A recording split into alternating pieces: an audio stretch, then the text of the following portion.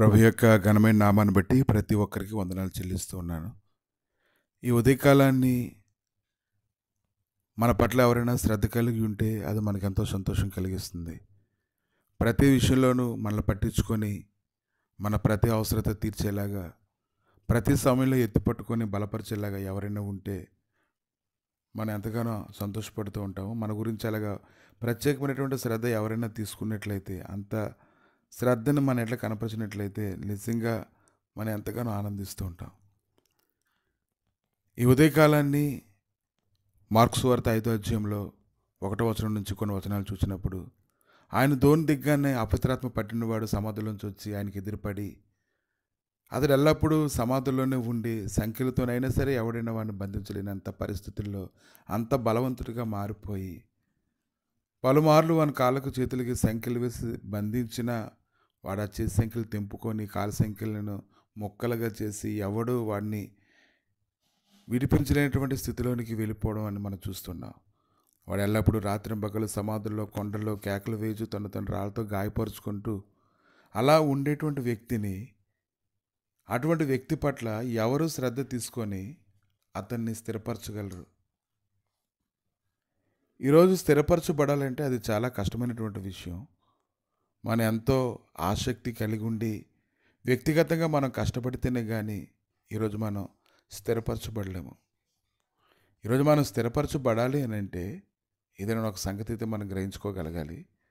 ఎవరో ఒకరు మనకి సహాయం చేయాలి, ఎవరో ఒకరు అన్ని విషయాల్లోనూ మనం బలపరచగలగాలి.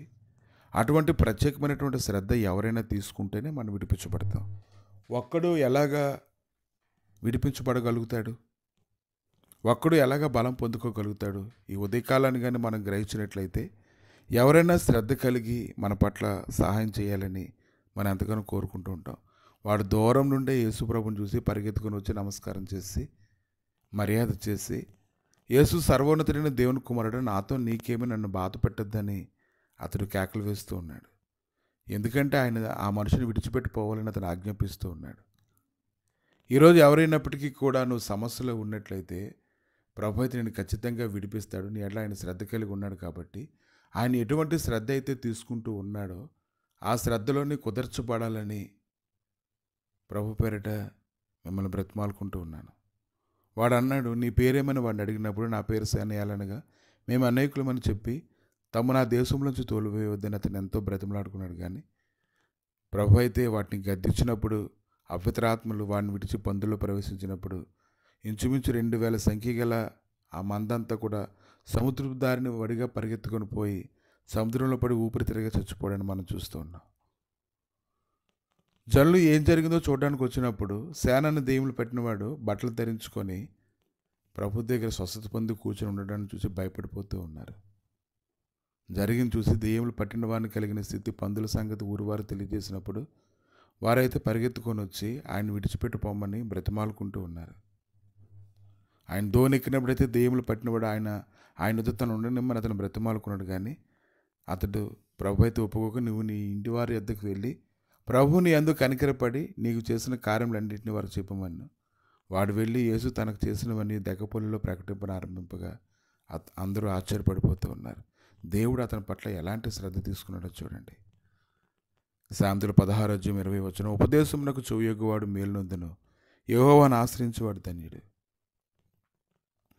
ఈరోజు సర్వశక్తిమంతుడే ఈరోజు నీ పట్ల అటువంటి కనికరం చూపిస్తూ ఉన్నాడంటే నువ్వు శ్రద్ధగా పరిగెత్తాలి, శ్రద్ధగా నువ్వు పరిగెత్తాలి. ఎలాంటి శ్రద్ధగా నువ్వు పరిగెత్తాలంటే చాలా శ్రద్ధగా నువ్వు పరిగెత్తాలి, చాలా ఇష్టపూర్వకంగా నువ్వు పరిగెత్తాలి. ఆయన హృదయాన్ని గెలుచుకునే విధంగా నువ్వు పరిగెత్తాలి. ఉపదేశాన్ని వినాలి, దానిలో నువ్వు స్థిరపరచబడాలి. అప్పుడు దేవుడు నీ జీవితంలో కార్యం చేయడం ప్రారంభిస్తూ ఉంటాడు. ప్రభా మీ దయగలిగిన హస్తాలకు అప్పగించుకుంటుండగా ఎవరైనా సరే కోరుకుంటారు ప్రభా తమ పట్ల ఎవరైనా శ్రద్ధ తీసుకోవాలని. అలా కోరుకునేటువంటి వారు అందరూ ఉపదేశానికి లోబడినట్లయితే నువ్వు ఖచ్చితంగా మనుషులను ఏర్పాటు చేసి వారు నడిపించడానికి బలపరచడానికి నువ్వు శక్తిమంతుడిగా ఉన్నావు తండ్రి.